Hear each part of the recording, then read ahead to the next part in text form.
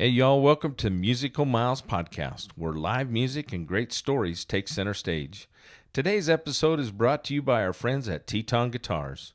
Whether you're picking tunes around a campfire or taking the stage at your favorite honky-tonk, TETON Guitars delivers rich, soulful sound built for the journey. Learn more at tetonguitars.com. Now let's dive into some music and memories. Hey, music lovers, welcome to Musical Miles Podcast. I'm your host, Byron Duffin, and I am here with Mr. Heath Owens. Yeah. Hey, we are at Jay's Place in Twin Falls, Idaho. This is such a beautiful building and such a cool story, and we'll get to that later, but there's a whole story behind Jay's Place, and it's a great story. But we had the opportunity to meet up with Heath in Haley last fall. Mm-hmm. But and we did our interview, but it was in a little tiny room. Yeah. The audio was terrible. We kept getting interrupted. And when I started to edit that, I thought, you know what? That's not doing Heath justice or me. So I wanted to make sure that we did a better job. Good audio, but this is such a cool place and such a cool building. And thank you to Jay's Place for allowing us to be here. Mm-hmm. So hey, let's talk about Heath Owens and your story. So. You went to school at ISU. You grew up in Kimberly, Idaho, which is just down the road. Yep. Right? And but you went to school at Idaho State University. Yep. And walked on the football team. Yeah.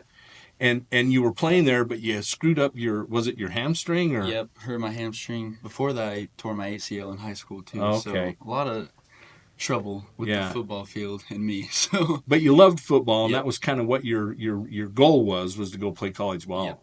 Yep. Yeah. That was the goal. And it didn't really work out. Yeah, so. But luckily, I didn't really want to go to school, so I decided to choose something easy. So I chose music. At it was school. not easy. Yeah. Not easy, but I ended up falling in love with music. And yeah. I think, I was doing a lot of praying during that time, and I think God just shifted my views right towards music, and that's where I am now. Yeah. Sure.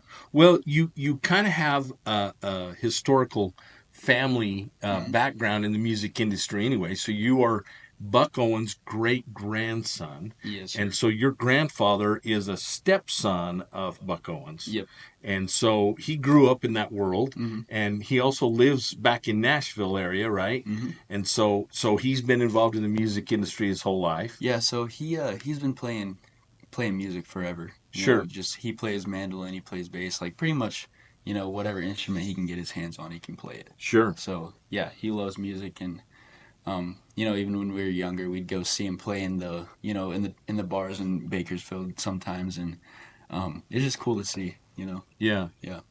Well, that's cool. And that's a cool story because Buck Owens was very, very influential, him and Merle Haggard, in developing that what they call the Bakersfield sound. Yep. And Dwight Yoakam and all those guys came out of that area. And that's kind of the area that John Party comes from. Mm-hmm. There's been some great artists out of there. There's new female artist kind of out of California, Annie Bosco. Mm-hmm. Wow, what a talented young lady. Yeah, no doubt. Yeah, we've been following her a little bit, and so there's another one that I did. She was in Sun Valley for the big ski races, Yeah. and I reached out to her management and didn't get anywhere with that one either. Yeah. So, but someday. For sure. But anyway, but the big reason why we wanted to sit down with you, one, is that you're extremely talented, and we've had a lot of people request an interview with you from the podcast, so which is cool.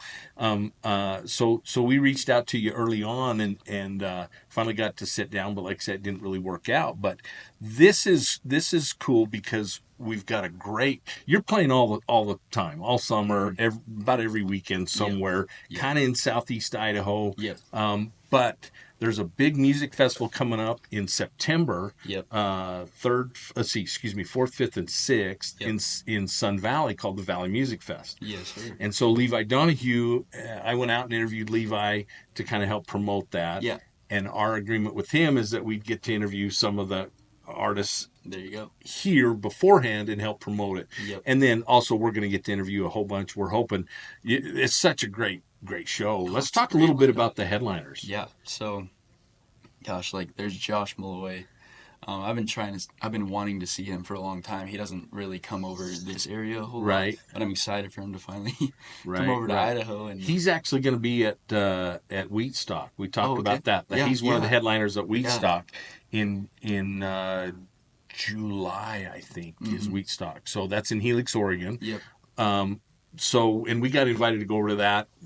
I don't know whether we're going to make that one Yeah. too, with so many going on, Yeah. but we're hoping to get to interview Josh, and then another kind of a out of the blue internet sensation is Baker Blankenship. Yeah, for sure. What a talented young man, and it just kind of blew up overnight. Yeah, great songwriter. Seems like a great guy. I haven't met him yet, but Yeah. hopefully I'll get to meet him out there. Sure. But yeah, it'll be awesome to get out there to that music fest. It's such a great lineup, and Yeah. Well, he's so headlining many people. Thursday. Friday is Josh, and then Saturday is Shane Smith and the Saints. Yeah, And can't go wrong. You can't go wrong with Shane. If you've never seen him, put him on your bucket list, Yeah. or get out to Sun Valley, because it just doesn't get any better. No. I've seen Shane probably maybe a dozen times, and I've never seen a bad Shane Yeah. show ever. Every time it's great. Yeah. Yeah, we've seen him a couple times out at Highway 30. Got to meet him last year. He's super great guy. Yeah. Well, we haven't got a chance to meet him yet, but the first time we ever saw him was in Key West at Mount Zero Fest. Yeah. And of course he sings Mountain Girl, and there's a line in there about Idaho Falls, right? So I'm like, immediately gets my attention, and but just such a talented guy, and he loves the West, even though he's an East Texas guy. Yeah, they're out here. They're out here. Here a lot. Yeah. And they have headlined a bunch of shows here in the West. They also do a little summer deal in Stanley. Yep. What do they call it? It's the Saints weekend. Saints weekend in Stanley, Idaho, which sells out immediately. Yeah. Oh yeah. Right. But I got to see him. I got to see him at Red Rocks, which is what a venue to see him at. Yeah. That was a goal to get to bucket list to get to go to that venue, because we on the podcast we love venues. I mean, we feature venues as well, or festivals or songwriter events, and so we're fortunate to have seen some great, from Key West, Florida to Red Rocks to Grand Junction. Last year we got to go to Music Fest in Grand Junction. Have you been out to Kane's Ballroom yet? I've not been to Kane's. There is a Musical Miles podcast sticker on the front door of Kane's Ballroom. Well, they had the Boys from Oklahoma reunion about a month ago with obviously with Cody Canada, Cross Canadian Ragweed, Turnpike Troubadours, and all those. Yeah. So some very good friends of mine went out to it from Idaho. Nick and Jamie Nolf and Wes and Brianne Paul, and they took a bunch of stickers and handed them out all over to everybody, and they went and stuck one on the front door of Cane's. Yeah. But Cane's is on my bucket list. We were in Oklahoma last fall. On the tail end of our Texas trip, we stopped in Oklahoma and interviewed Brian White with the Damn Quails. Oh yeah. And he's such a cool guy. And I had met him in oh gosh, I don't remember what year it was, but we were at Mile Zero Fest in Key West, and silly guy gave me a cell phone number, and so when I was doing this trip to Texas, I said I'm going to reach out to him. So that was kind of out of the way, but it was kind of on the way home. So, so we had wanted to go to Cane's, but we were in Perry, Oklahoma, which is a ways away from Cane's, but nonetheless, it was. We'll get back out there again. Oh, definitely. Yeah. So we've seen some legendary. We've been to New Braunfels, to Green Hall. We actually got to interview some artists in Green Hall. Yeah. We've been to the Devil's Backbone in Fisher, Texas. We've been to in San Marcos, Cheatham Street Warehouse. And Wimberley, to the Songwriter Festival in Wimberley, Texas. Or excuse me, Dripping Springs. Wimberley, there's some cool venues in Wimberley too. It's just cool country. Oh yeah. Yeah. And then we talked about Nashville a little bit. You spent a little bit of time out there. You're a management company now. You signed with a management company, Smoke Show. Yep, Smoke Show Entertainment. Yep. And they're based out of Nashville. And so hopefully you'll be spending a little more time out that way, and working with some of the songwriters. And for sure. We got to meet some great songwriters while we were out there. It was just a great trip. So yeah, definitely. Can't go wrong. Let's talk about that. Let's talk Yeah. about the songwriting deal, because I know you do a fair number of covers, but you also write some original music and perform original stuff that you've written. Have you had some co-writes on that? Have you been writing that stuff by yourself? It's mainly by myself, but I do have a buddy named Jordan Flamling from my high school, and we do a bit of co-writing together as well. Yeah, so there's probably a good, I don't know, a little less than half of my songs we've written together, and that's just kind of the way we started off. It was like hey, let's try to write a song, and he's like, all right, give me a notebook, and I write some chords down, and we kind of just bounce ideas off each other until we get something cool. So Sure. yeah. So is he been working more on the lyrics than you, and you're more on the music side of things, or vice, or you just collaborate together? It depends on the day, really. Like Sure. who's feeling creative and who's not. Like, Sure. So I'm usually pretty good at finding chord progressions and stuff like that, Okay. and like finding stuff that'll fit with my band and stuff like that. And he's really creative in the lyrics process, and I've been getting better at that. Sure. So I think he started off a little bit further in that. Yeah. He's more of a poet in that. Sure. In that, but it just takes practice to get good at it, Well, it's interesting because, we talk to a lot of the artists that we interview about the songwriting deal. And most everybody that we've interviewed has had some experience writing their own music. Dave Stamey, who we talked about a little bit ago, Dave told me that's a very personal thing for him. He does not collaborate. He said his third grade report card said does not play well with others. So Dave was such a cool interview and such a talented guy. I just love his music. But he said that's very personal. And several artists, Ellie Mae Millencamp's another one. She said, look, I don't like to write with other people. That's very personal for her. I can appreciate that, but we got to Nashville and we actually went to Curb Records and also to Interstate Records and got to see that process of how that songwriter process works out there. Yep. They call that the big machine for a reason. It's a big deal, right? You go to Curb Records, they probably have 30 staff songwriters on staff. Just on Curb, and then they have Word, which is their religious side of things. Anyway, they have a very they have a separate group that writes spiritual music and worship music type songwriters. So, but they'll come into a room. I mean, they have rooms all over this Curb Records that have all kinds of equipment set up in there, sure. and they walked us in and showed us around and kind of explained the process. But most of those big time songs are written with more than one writer. Oh yeah. I mean, and how that inspiration comes. We talked a little bit about it. Joe Leathers, who was very, very interesting, and he wrote Hemingway's Whiskey, and ended up writing it with Guy Clark, of all people, and then another artist. And I apologize for not remembering the other artist's name. Hard to forget Guy Clark. Yeah, exactly. But Joe tells the story of how he was in Key West at Hemingway's house, right? And he walked out and sat down on the bench. And I've been there, so I can visualize this whole thing and how it all unfolded.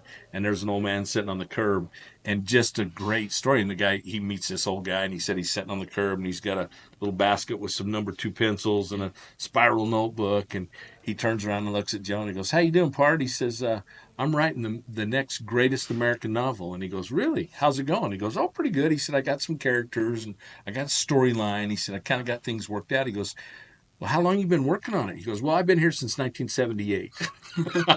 And then he turns to his bag and he offers him some whiskey. He said, "Would you like some whiskey?" And he said, "No, thanks, I'm good." And he goes, "Well, this is Hemingway's whiskey. And if it was good enough for Hemingway, it's good enough for you." That's right. But that's not the line in the song. It got turned around when Joe penciled it, right? He started immediately. And he reached out to this other songwriter and he goes, "Hey, we're going to finish this with Guy Clark."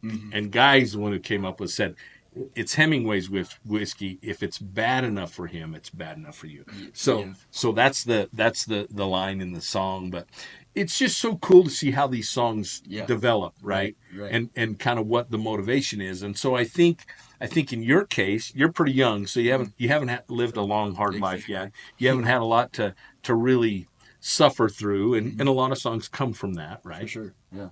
but they also come from spiritual experiences or friendships or loves and loss of loves and or loss of friends or loss of family. So, Right.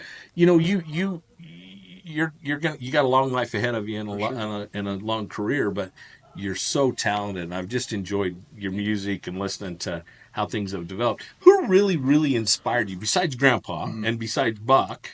Who else? Man, there's a lot.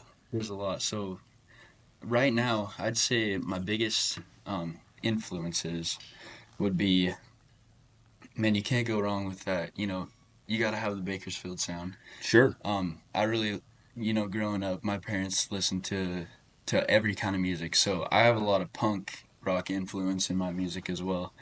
And I really love the sound of like what Texas country rock is doing right now, and I feel myself gravitating towards those guys. But then again, also we have those songs that are like, and I'll the one that I'm gonna play later is gonna Okay. be a little bit deeper.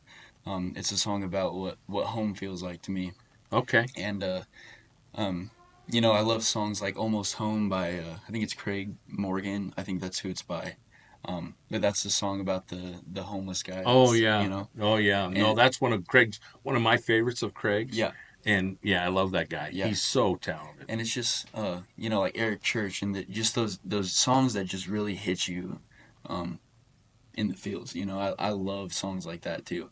So just trying to get a grasp of bringing all those influences together, and because I even love like New Orleans jazz and Sure. stuff like that. So it's like trying to figure out how to bring all that together and make one cool thing. Well, you hear that and you feel that influence in a lot of different music, and we talked about some of the guys that you got to experience a little bit and meet. Probably did you meet the Huser brothers? Oh yeah. Okay, Oh, yeah. so Zach and Josh, great guys. We got to interview them in Lubbock at Cook's Garage. Yeah.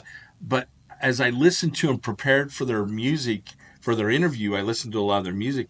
And I told him, I said, man, I feel a lot of that. I get a lot of that bluesy, soulful feel out of your music. And they said, that's really cool. He said, they're cool that you felt that. You got that from our music because that really influenced us, right? Yeah. And what's awesome about their show, too, is they have that bluesy, soulful feel, but their show is like a full-on rock show. It's awesome. Yeah, they're well, I won't mention who they opened for at Cook's. But we really felt like they put on a better show than the headliner did. Yeah, I love watching those guys. And they're just so extremely talented. I can't. In fact, when we talked, there, unfortunately, Highway 30 has been canceled, and they were on the bill this year as well as yourself. Yeah. And so a lot of disappointment. There's a lot of unhappy people, and so that's kind of a sad deal. But I reached out to Zach yesterday and said, man, that really sucks. And he said, well, we were going to fly, so it wasn't as bad because we didn't have the drive up and all that planned. And so fortunately, and I don't know how their schedule was, but a lot of those deals, when you sign an agreement with a festival like this, you won't do any other events close by, because it impacts people coming. If they really were coming to see the Huser brothers, they don't want you to sign a deal that they're playing Idaho Falls, right? So, the next day or the weekend before. So luckily, that's a pretty safe way of doing it. Flying out. So then, I mean, because if you set something as your anchor date and it goes out like that, it's pretty tough to fill in that slot. But my manager is actually working on some cool stuff during that time for those artists that did have that as their anchor date. And stuff like that, and one of the reasons, like we talked, I spoke with the promoter for the Valley Music Fest, and they're talking about maybe picking up those dates in the area and doing something. Yeah, not to that extreme, right? Yeah. But because that was a 4-day festival, and so and we've been to so many of these festivals. The nice thing we liked about Highway 30, and we kind of bounce back and forth between the Braun Brothers reunion one year and then Highway 30 the next, and we kind of traded off. We also have a conflict every other year with the family reunion over the BBR, so it worked out well because we could get our fix for our love of live music, right? Exactly. And so, but to see it go away kind of sucks, you know. For sure. But luckily we've got the Valley Music Fest in September. It's a little later in the year, but what a lineup! I mean, you and then there's another guy from here in town, Aaron Golay, right? Oh, yeah. That's on the bill. Also Corey Grubb. Yep. Corey is an artist from Mountain Home that I'm going to go interview later today. Yep. Also, oh gosh, Ellie Mae is on there. Who is? Ellie Mae. Oh yeah, Ellie Mae Mellencamp. Yeah, she's talented from right here local. Yep. Not to mention Jeff Crosby's on there. Jeff's an Idaho guy that lives in Texas now. He's in Austin. Area, yeah, Austin area. And then gosh, who else? I mean, there are so many, but they just gosh, who did they? Jason Boland and the Stragglers are coming, right? Yeah. Who else have they just recently? I mean, Colby Acuff's an Idaho guy. Colby Acuff's another Idaho guy that is spending some time in Nashville. Yep. I just saw he did a deal with the Castellos, which is cool. Yeah. Those girls are they're amazing. So amazing, and I love those girls. So who specifically? You talked a little bit about the Texas deal because that's been our wheelhouse. Has kind of been that Texas. Yep. Now I gotta be honest with you. After experiencing Nashville 2 weeks ago, I've always loved the Nashville sound, the '90s country stuff. You know, you got, back in the day, Joe Diffie and oh my gosh, Brad Paisley and there's so many talented artists out there that even today, musically, we love Lee Bryce. We've loved Lee Bryce for a long time. Yeah. But so who are some of the Texas guys that really inspired you? I really love Co Wetzel. Can't go wrong. He just puts on a great show and has just a great sound. He has a little bit of a rowdier following. Yeah, for sure. His shows can get a little Western. Yeah. But his music's incredible. Oh, for sure. Yeah. And I love how he can how he's got those, rowdy songs, but he's also got those songs that hit you in the feels too. Yeah. Yeah. And I love a good live show that's like a roller coaster. Like where you start off high, you go low, and you're singing, drunk driving, and you're swaying back and forth with your friends, and then you're right back to jumping up and down, whatever. Yeah, yeah. I love shows like that, and he's really great at doing that. I've fallen in love with like a Treaty Oak Revival. That's not necessarily our sound, but I really like what they're doing. It's just full on rock show. Sure. And then. I really like guys like Braxton Keith too. You bet. So Braxton's really talented. Yeah. Yeah. And then William Beckman. I don't know if you know who that is. I know who he is. I haven't followed him much. Mm-hmm. That's the problem is there's so much great music out there that you might catch one here and there. And we've been lucky to have interviewed a lot of great artists coming up.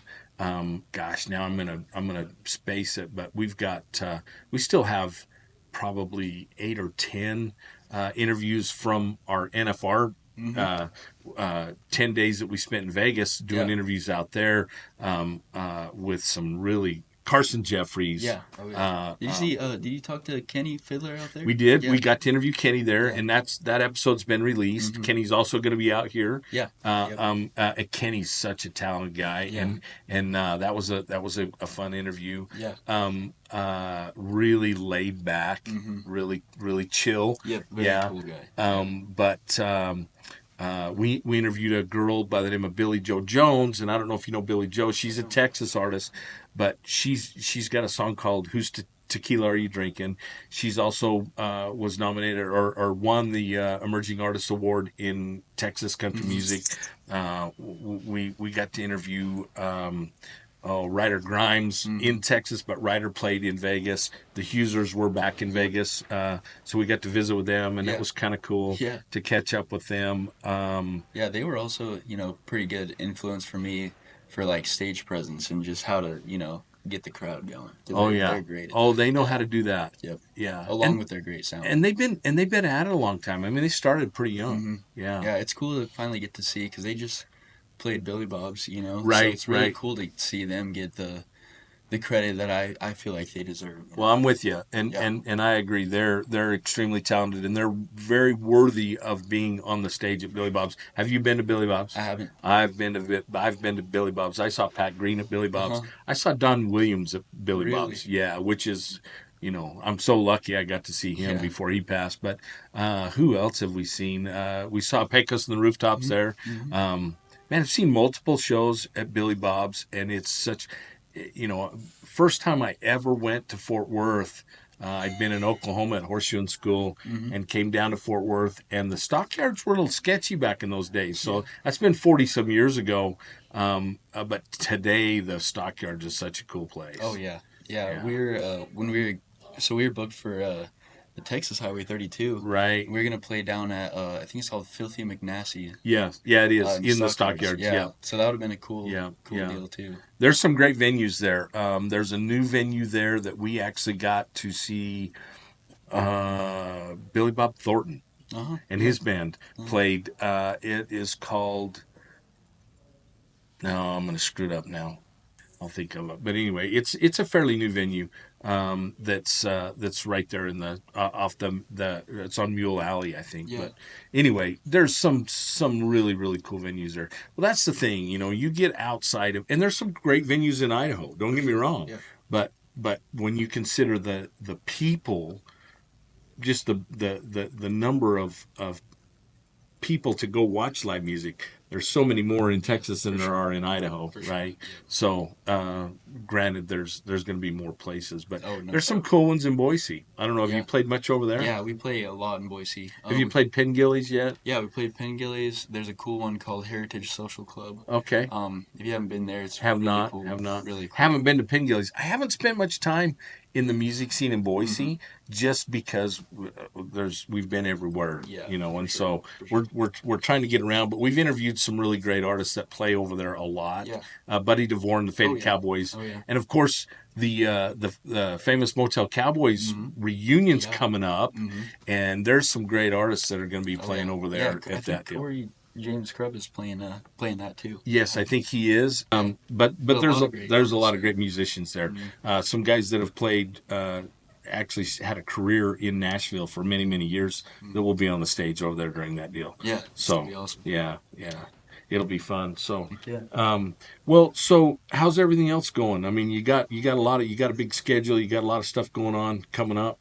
Where you got something going on. Actually, last weekend, Jay's place was the kind of hosted the event here in town in Twin Falls. They had a what they called Nashville Nights or something. Yeah. Yeah, tell me a little bit about that. Yeah. So they have a bunch of songwriters come out and they do it like a fundraiser. So Okay. they sell a bunch of tickets, raise a bunch of funds, and they bring out these songwriters. Some from Nashville, some from Utah, whatever. But they're all kind of they write in Nashville and stuff like that. And Okay. a bunch of great people, great songwriters, and just great artists in general. So it's pretty cool for to be able to get in that group with them and get to play a few songs with them and meet Sure. them. And they had some of the artists came here and played, right? Yeah. At Jay's place, and then it was kind of downtown Twin. Yep. And what were some of the venues down there? Yeah, so it was like Second South Market and Kodo Brewing Company and Milner's Gate.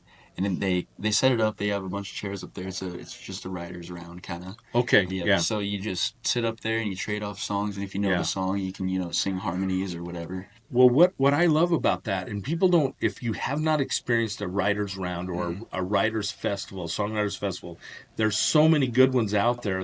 We're actually going to Red Lodge in June.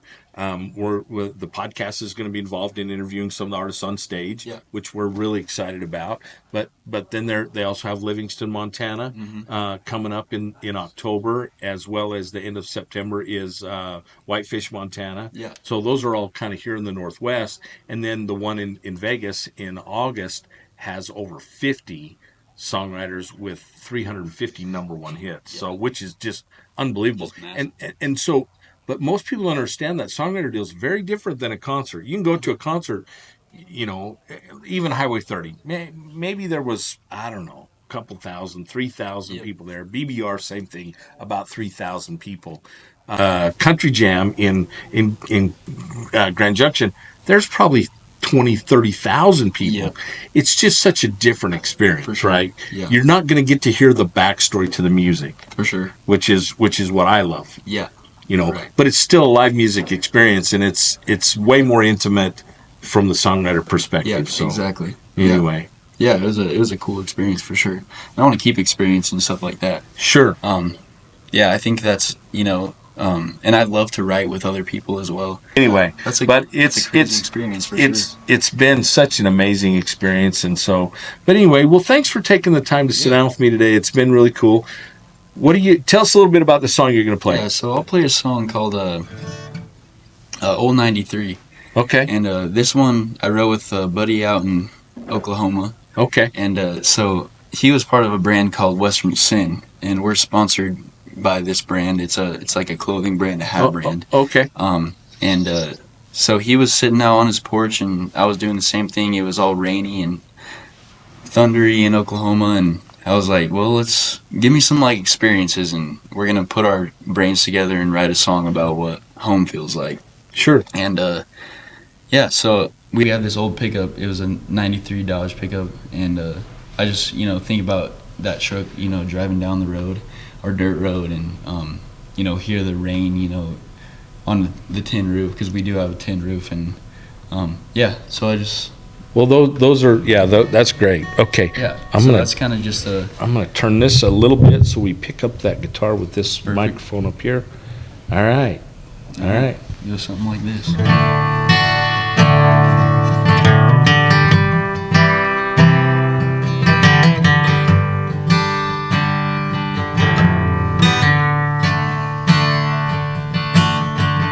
Sitting out where the blacktop ends, watch the field shift in the wind. Old 93 rolling down our road. You can hear that creek a-flowing, shine behind a mountain glowing. You're somewhere between heaven and home, 'cause you can hear that rain a-pouring on a tin roof late at night. The thunders roll will leave you haunted. Yeah, that's how I know there's a light at the end of our lives.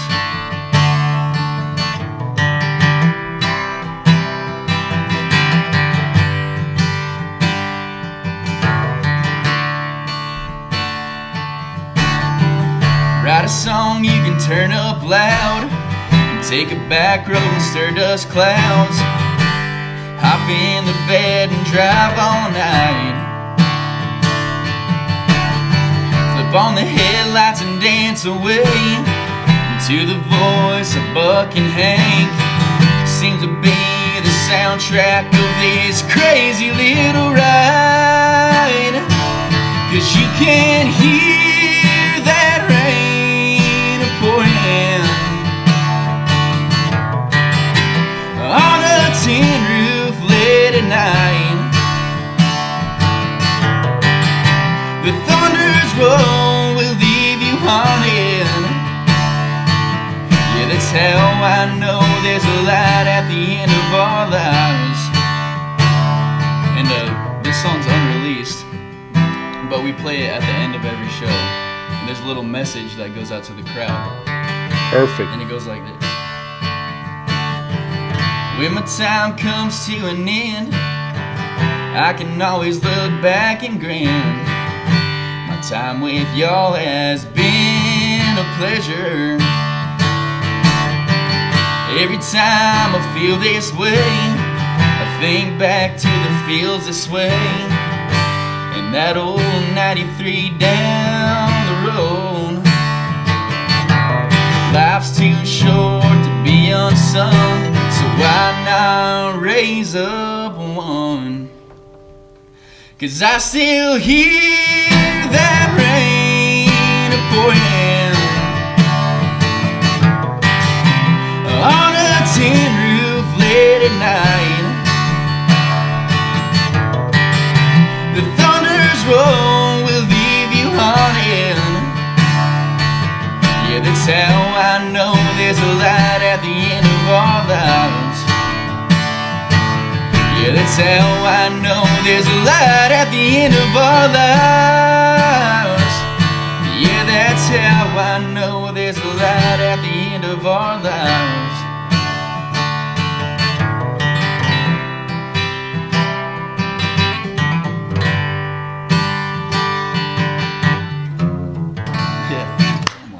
Awesome. You got a little audience back here we've had join us. That's just cool. Thanks, guys. Hey, and before we get out of here, that's a TETON Guitars. Yeah. And you autographed the last one for me. Mm-hmm. I'm gonna grab a pen. See, I don't have Miss Shanda's not here to be in charge of stuff, in charge of me, and I forget things, and so I have. Actually, you know what, sir? I've got one. It's a gold one.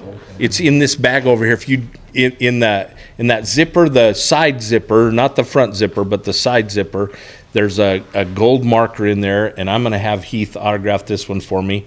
Thank you so much. You betcha. That's the one. Thank you. Appreciate your help. All right. There you go, Mr. Heath. See Ozzy's name. Yeah, Ozzy's on there. We got Ozzy and Dawson. Yeah. Dawson both got to sign it. We're excited to see those guys. We got to see them and Daniel Bedos in Pocatello, well, actually in Lava. Yeah. And that was fun. That was a fun weekend. But yeah, thanks again, man, for taking the time, and really, really appreciate you sitting down with us again. Yeah. And I think we got it right this time. Yeah, I think so too. But anyway, thanks again. And so, hey, for Musical Miles Podcast, I am here with Mr. Heath Owens. We're at Jay's Place in Twin Falls, Idaho. We will see you somewhere down the road. Adios for now.